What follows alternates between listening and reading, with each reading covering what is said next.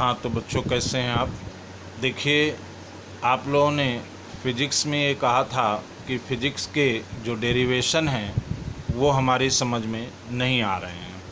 तो मैंने ये वीडियो जो है डेरिवेशन के पर्पज़ से ही तैयार किया है और आप इसमें डेरिवेशन समझ सकते हैं कि किस तरीके से करे जाएंगे। सबसे पहला डेरिवेशन आपका है कि अवतल दर्पण के लिए फोकस दूरी f और r यानी वक्रता त्रिज्या के बीच में क्या संबंध होता है। सॉरी, थोड़ा डिस्टरबेंस हो गया।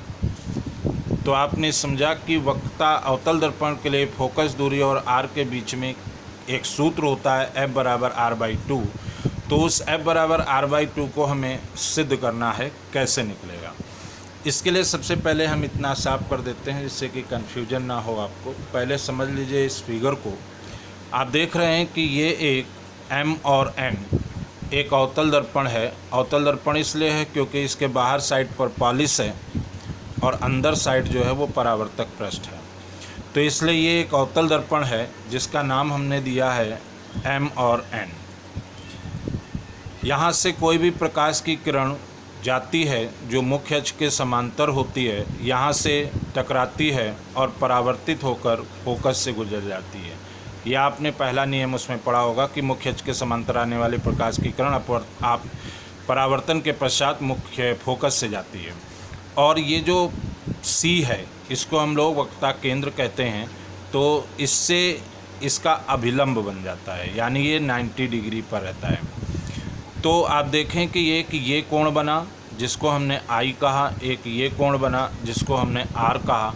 आपने परावर्तन का नियम पढ़ा होगा कि आपतन कोण और परावर्तन कोण आपस में बराबर होते हैं। तो ये आपतन कोण है और ये परावर्तन कोण है, ये आपस में क्या है, बराबर है, क्योंकि ये अभिलंब माना गया है।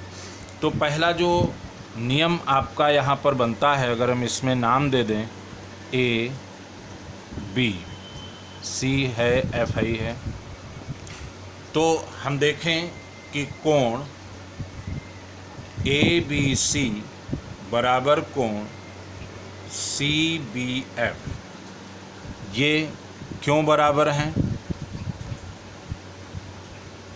परावर्तन के नियम से। परावर्तन का नियम कहता है ना, कोण I बराबर कोण R, आपने पढ़ा होगा। तो उसी परावर्तन के नियम से ये क्या हो जाएंगे, बराबर हो जाएंगे। ABC बराबर CBF, ये वाला कोण इस वाले कोण के बराबर। अब ज़रा देखिए कि ये जो AB रेखा है ये इसके समांतर थी, तो ये वाला कोण इस वाले कोण के भी बराबर होगा, एकांतर कोण। यानी कोण ABC बराबर कोण PCF। ये कैसे कोण हो गए, एकांतर कोण हो गए। अब ज़रा सोचिए ABC किसके बराबर है, CBF के। ABC किसके बराबर, BCF के।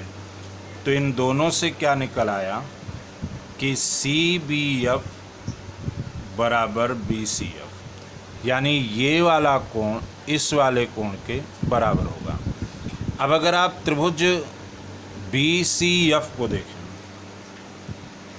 त्रिभुज BCF में आप देख रहे हैं कि दो कोण बराबर हैं, तो उनके सामने की भुजाएं भी बराबर होंगी। तो CF is equal to FB, CF is equal to FB। यहाँ लिखेंगे कि त्रिभुज के समान कोणों की सम्मुख भुजाएं समान होती हैं। त्रिभुज के समान कोणों की सम्मुख भुजाएं क्या होती हैं, समान होती हैं। तो CF बराबर क्या हो गया, FB। देखिए ये जो गोलाई है ये दर्पण में बहुत कम होती है, इसको हम लोग द्वारक कहते हैं। तो हम लिखेंगे दर्पण का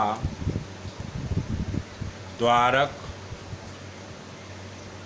कम होने पर ये बहुत कम होता है, इसलिए जो एफ बी है वो एफ पी के बराबर होगी। ये वाली जो दूरी है वो इस वाली दूरी के बराबर मान ली जाएगी। तो क्या निकलेगा, अतः सी एफ किसके बराबर था, एफ बी के, और एफ बी किसके बराबर है, एफ पी के। तो अब सी एफ किसके बराबर हो गया, एफ पी के।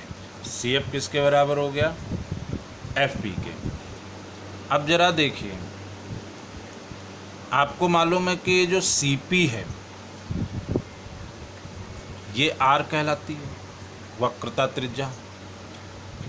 और सी पी को आप दो पार्ट में लिख सकते हो, C F plus F P. और सी एफ किसके बराबर है, एफ पी के। तो सी एफ की जगह क्या लिख दो, एफ पी। तो 2FP बराबर आर, तो एफ पी बराबर R/2। एफ पी क्या है, फोकस दूरी, तो एफ बराबर R/2। यही आपको क्या करना था, सिद्ध करना था।